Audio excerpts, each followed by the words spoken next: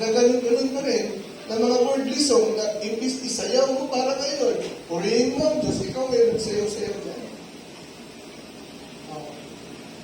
Nag-yuga-yuga ka, nag-TM ka, nag-transcendental meditation ka, nag-salsa ka dyan, kung ano mga sayaw. Any worldly things is not pleasing to God. So marami po, problema sa kalalakihan, yung pornography. So anything you're doing is not glorifying to the Lord is sin. Nakinig ka ngayon doon sa chismis ni Girl Abunda. Boy. Girl Abunda yun. Bakit kailangan makinig?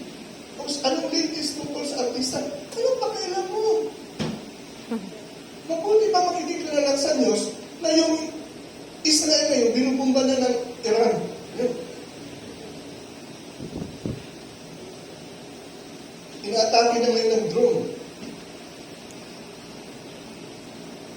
So, don't kayo makinig sa mga gossip. Kasi wala naman kayong connection doon. Ang tanong ko, pwede kayo makinig kung meron kayong itutulong doon. Wala naman kayong connection. Wala tayong connection doon. Bakit ating pakialaman? So, yun ang sinasabi. Ang abundant life darating because we serve a holy God. Kasi ang salvation kanina, alam na natin. Di po ba? Tingnan natin ulit. Yeshua came to save humanity. Isa na tayo din sa naligtas.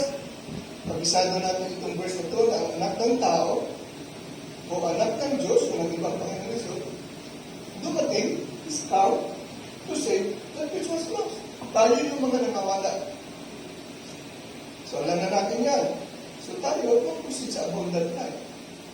Ano sabi ni Lord? I have come that they might have life and that they might have it more abundantly.